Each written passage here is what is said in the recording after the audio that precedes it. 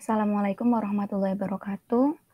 Di sini saya Kanza Cendra Bunga Nabila dan rekan saya Wahyuni Nabila akan mempresentasikan poster dengan judul pemanfaatan limbah cangkang udang sebagai kitosan untuk mengadsorpsi CO2, CO, SO2 dalam gas buang asap pabrik dengan metode deasetilasi.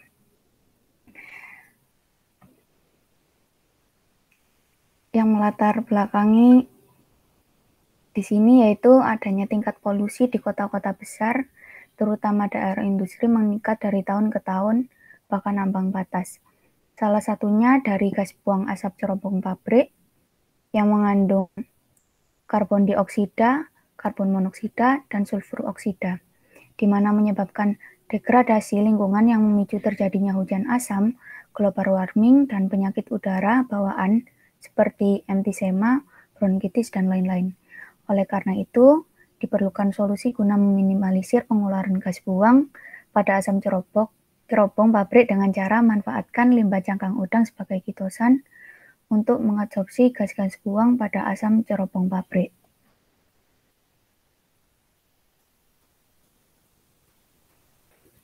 Baik, akan dilanjutkan oleh Wahyuni Nabila. Ya, baik. Metode yang digunakan dalam menyusun esai ilmiah ini yaitu studi tinjauan literatur terkait pengolahan limbah cangkang udang menjadi kitosan dengan proses demineralisasi, deproteinasi, dan deasetilasi. Kemudian dilakukan uji FTIR untuk menentukan karakteristik kitosan berdasarkan standar nasional. Selanjutnya dilakukan uji emisi gas buang asap pabrik dengan tujuan untuk mengetahui yang lebih efektif dalam penyerapan gas. Untuk mengukurnya digunakan auto check emission. Nah, terdapat um, sebelumnya limbah cangkang udang yang digunakan dalam inovasi ini adalah cangkang udang putih atau windu. Karena dalam penelitian jurnal Nur Isnawati 2015, udang putih memiliki kandungan protein 21%, lemak 0,2%, vitamin A dan B1, dan mengandung mineral berupa zat kapur dan fosfor. Persiapan dimulai dengan mencuci limbah cangkang kitosan dengan air berulang kali, kemudian dijemur di bawah sinar matahari hingga kering. Cangkang kemudian dihaluskan menggunakan blender dan diayak dengan menggunakan slave shaker. Nah, dalam pembuatan cangkang udang menjadi kitin, yang pertama dilakukan proses demineralisasi, di mana merupakan penghilangan mineral yang terdapat dalam cangkang udang dengan cara serbuk cangkang udang ditambahkan larutan, lalu dipanaskan sambil dilakukan pengadukan. Kemudian dilakukan sentrifugasi, selanjutnya dikeringkan dalam oven dan diperoleh serbuk cangkang udang tanpa mineral yang kemudian didinginkan. Dilanjut proses deproteinasi di mana merupakan penghilangan protein pada cangkang udang dengan cara hasil dari proses demineralisasi ditambahkan NaOH, dilakukan pengadukan, kemudian disentrifugasi, dan diperoleh padatan dalam bentuk suprasinatan. Padatan dicuci dengan Aquades untuk menghilangkan NaOH yang tersisa. Filtrat terakhir yang diperoleh diuji dengan indikator PP. Bila tidak terjadi perubahan warna merah bata, maka sisa ion OH sudah hilang. Nah, selanjutnya padatan dikeringkan, kemudian didinginkan dan diperoleh serbuk kitin. Nah, untuk uh, struktur kitin sendiri yaitu seperti itu. Kemudian diproses deasetilasi dengan tujuan untuk menghilangkan gugus asetil yang terdapat pada kitin, di mana kitin dilarutkan dalam NaOH, direaksikan pada suhu tertentu dengan waktu tertentu. Hasilnya kemudian dicuci dengan Aquades hingga netral, kemudian disaring dan dikeringkan dalam oven pada suhu tertentu sampai kering. Nah, hasil dari proses deasetilasi berupa kitosan yang akan digunakan dalam proses penyerapan gas buang asap pabrik. Kitosan yang dihasilkan kemudian dilakukan uji FTIR untuk menentukan karakteristik kitosan.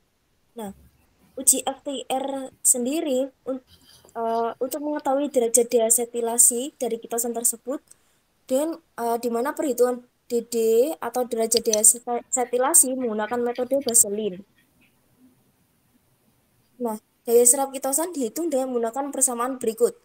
Daya serap sama dengan PB awal dikurangi PB akhir atau dibagi PB awal kemudian dikalikan 100%.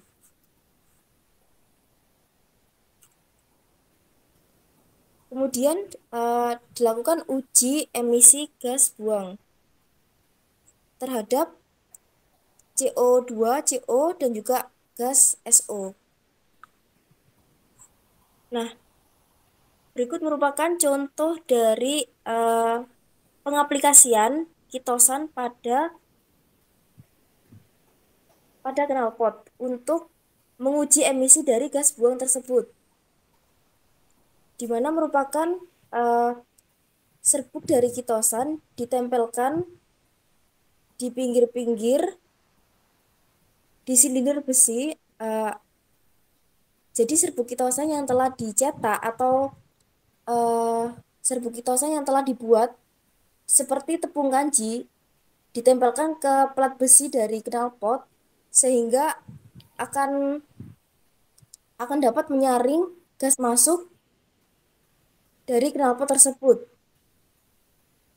Nah, rancangan tersebut rancangan tersebut di diperoleh dari jurnal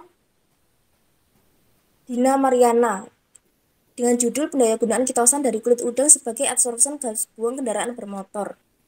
Kemudian untuk karakteristik kitosan sendiri akan dijelaskan oleh Kansa Chandra Bunga. Baik, untuk karakteristik kitosan pada parameter kadar air untuk nilai dari standar internasional yaitu kurang lebih 10%, untuk parameter kadar abu kurang lebih 12%, untuk derajat deasetilasi lebih dari 60%, dan yang terakhir viskositas kurang lebih 90 CPS. Untuk kesimpulannya yaitu dari penelitian yang ditinjau dapat dijelaskan bahwa kitosan tidak dapat memiliki penyerapan gas buang kendaraan secara optimal. Namun, untuk mendapatkan hasil uji yang lebih akurat dan sekaligus bisa menjadi pembanding, maka harus dilakukan pengujian di tempat lain dan menggunakan alat uji yang lebih canggih.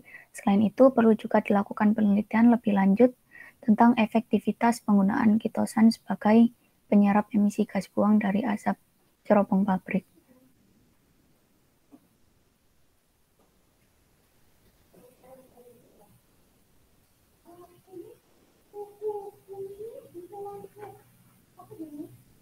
Nah, sekian presentasi dari kami. Apabila ada salah kata atau salah ucap, kami mohon maaf yang sebesar-besarnya. Kami akhiri. Wassalamualaikum warahmatullahi wabarakatuh. Waalaikumsalam warahmatullahi wabarakatuh.